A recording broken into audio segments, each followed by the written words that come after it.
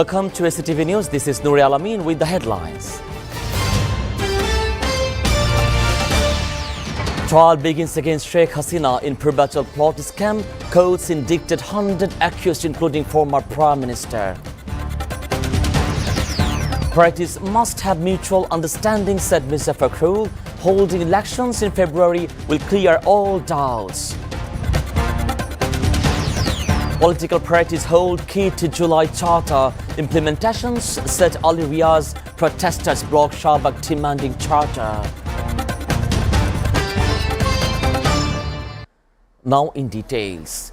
Two Dhaka courts today indicted 100 accused, including ousted Prime Minister Sheikh Hasina and her sister Sheikh Rehana, in 6 graft cases filed over the alleged scam in the plot allotment in the Purvachal New Town project. Judge Muhammad Rabiul Alam of Dhaka Special Judge Court 4 and Judge Muhammad Abdullah Al Mamun of Special Judge Court 5 framed charges against the accused and issued warrants for their arrest since they remained absconding. Confirming the matter, Anti-Corruption Commission public prosecutor said charges have been framed against all the accused in the 6 cases. Arrest warrants were issued, and the court also set 11th August for recording the deposition of witnesses. Of the 6 cases, Dhaka Special Judge Court 4 framed charges in the 3 cases, 1 against Hasina and 16 other accused, another against 18 accused, including the former Prime Minister and Azmina Siddiq, and the third against 18 accused, including Hasina and Ridwan Mujib Siddiq. The Dhaka Special Judge Court 5, on the other hand, framed charges in 1 case against Hasina and 12 others, another case against 16 accused, including Hasina and her son Shajib Wajid Joy, and the third case against 18 people, including Hasina and her daughter Saima Wajid Putul. The Council of Advisors has given in principle approval to the draft of the Local Government Ordinance 2025. The decision was made during the Council's 36-minute held at the Chief Advisor's office and chaired by Chief Advisor Professor Muhammad Yunus.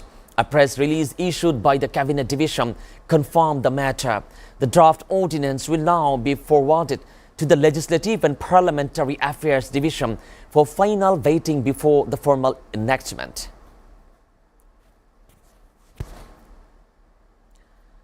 BNP Secretary General Mr. Fakhrul Islam Alamgir today stressed the importance of mutual understanding among the political parties given the current political situation in the country. There must be mutual understanding among the political parties. There will be misunderstanding in a democracy and many things will be said, but there needs to be the limit to the point which is possible through mutual understanding. Without it, a severe crisis arises. He made the comments during a decision marking the 1st anniversary of the July uprising at the National Press Club. He also said, in the current time for the mutual understanding among the political parties, urging everyone not to despair. Mr. Fakhrul arrested all not to be disheartened, to lose hope. Referring to the resolution of many issues through the election, he mentioned despite everything they have been able to agree on 12 issues in ongoing Consensus Commission. The BNP leader further said that holding the national election in February would dispel all existing doubt and political uncertainty.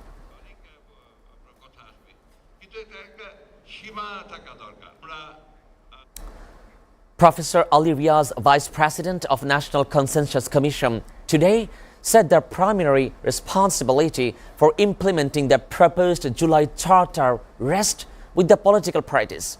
If needed, the Commission will sit again with all stakeholders to specifically discuss the implementation process. He also said, at the opening of the 23rd of the day of the 2nd phase of dialogue with political parties held at the Foreign Civil Academy in Dhaka, Ali Riaz emphasized the political leadership must take the lead on matters where the consensus has already been reached, and noted the Commission would continue to support the process both formally and informally.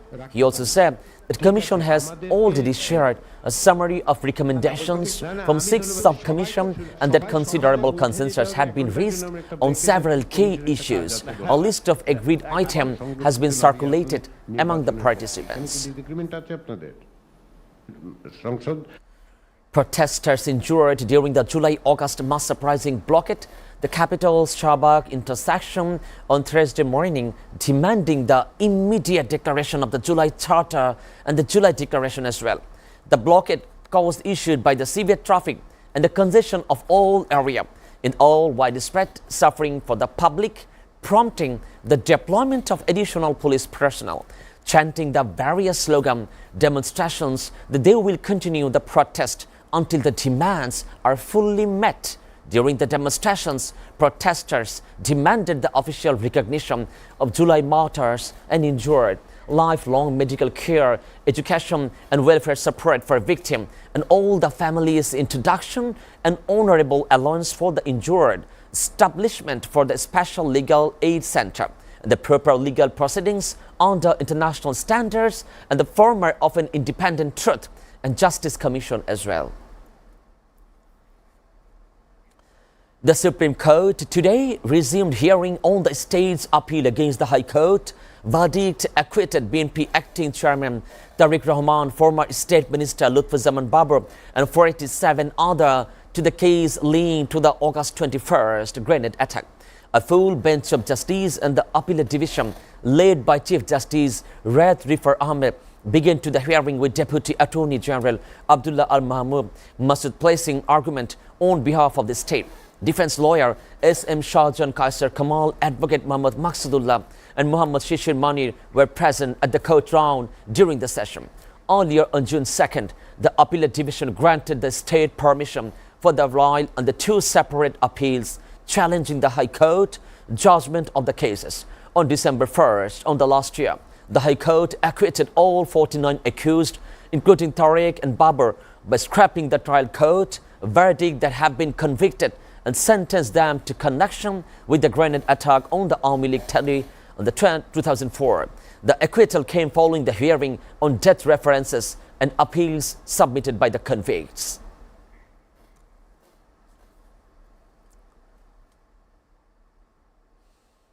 Viewers, we're taking a short break. Stay with us.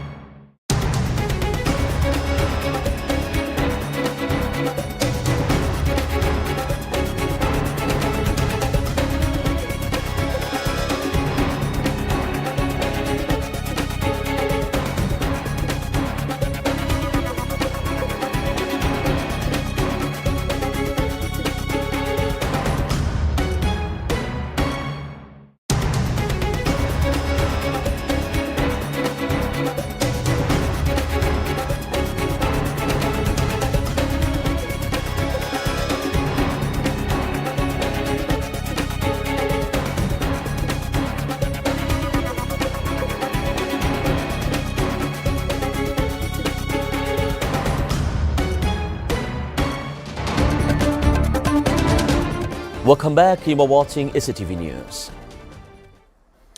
Now news from abroad. Israel's relentless bombardment of the besieged Gaza Strip continues, with at least 34 Palestinians have been killed since dawn on Thursday, including 15 aid seekers. According to sources, a young man from Rafah had been died from starvation. Earlier, medics said a total hunger-related death toll since the start of the war stood of all 150 54 including 89 children. Israel genocide on Gaza has been killed at least 60,249 people and wounded 1,47,089 others earlier on October 7, 2023. An estimated 1,139 people were killed in Israel during a Hamas-led attack, and more than 200 were taken captive.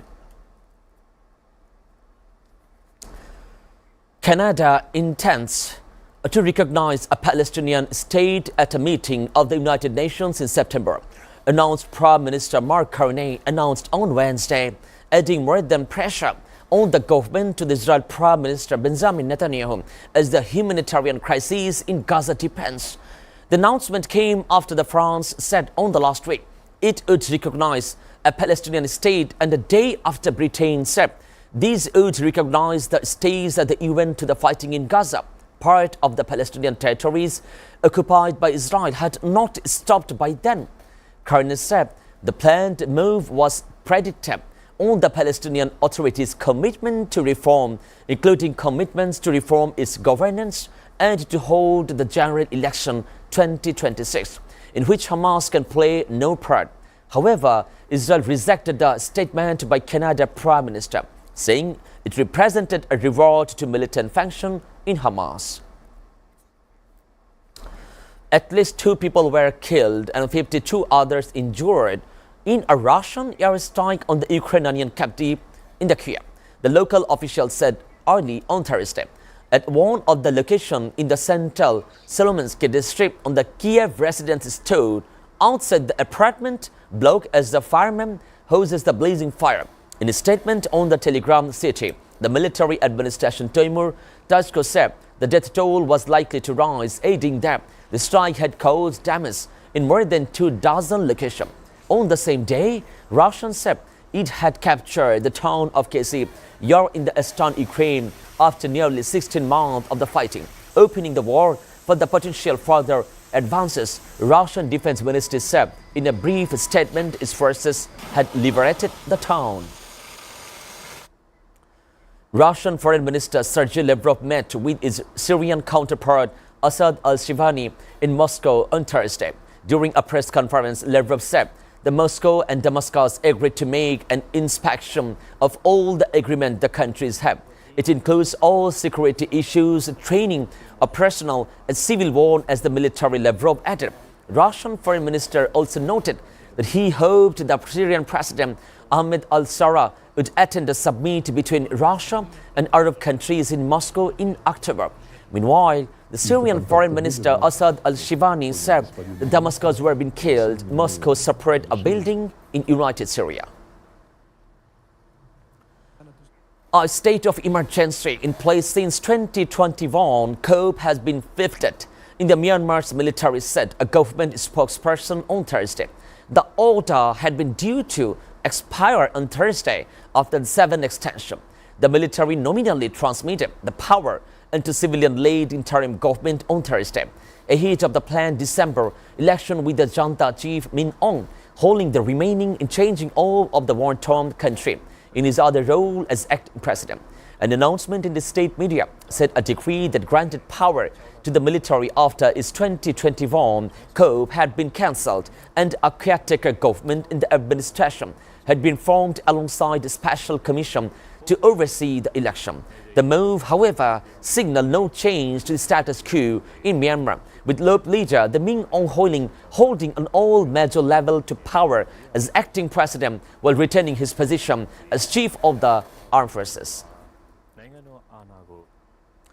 A pilot safely ejected before a fighter jet crashed near a naval air station in California, French country official confirmed on Wednesday. Naval air station, the Lemory, located about 37 miles south of the city of Fresno, confirmed that F-35 jet went down around 6:30 p.m. local time in a field near the West Cadium and South Dixon Avenue. The cause of the crash remained under investigation. No other personnel were affected. Nurse Lemory said the crash also sparked a small gap as the burned nearly a dozen acre coal fire reported.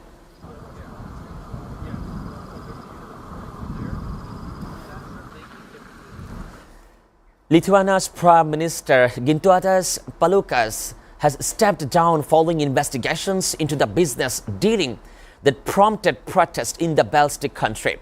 The Baltic country in the capital calling for the resignation. The country's president, the Gitanas Nausėda, announced the Paluckas' resignation on Thursday morning. The Paluckas confirmed the news in a statement sent by the Social Democrat Party. The Paluckas ascended the role as the late last year after a three-party coalition formed the confirmed parliamentary election in October. His resignation is now likely to bring down in the whole government, with the cabinet expected to also resign. New coalition expected to start soon. The Paluckas has been faced scandal over the business dealing, including some that occurred more than a decade ago.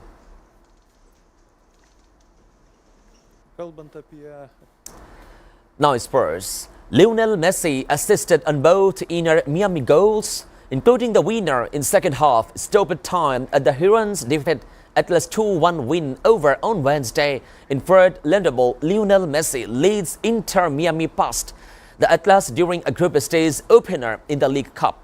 In the 6th month of added time, Messi scored a pass across a 6-yard box for the Marcelo Wiggett to tap up the decisive goal. The Zeus Lobo had pulled Atlas level in the 80th minute. The following a left looted the close resident after a scramble in front of the Inter Miami net. Before ending, we'll go through the SATV News headlines again.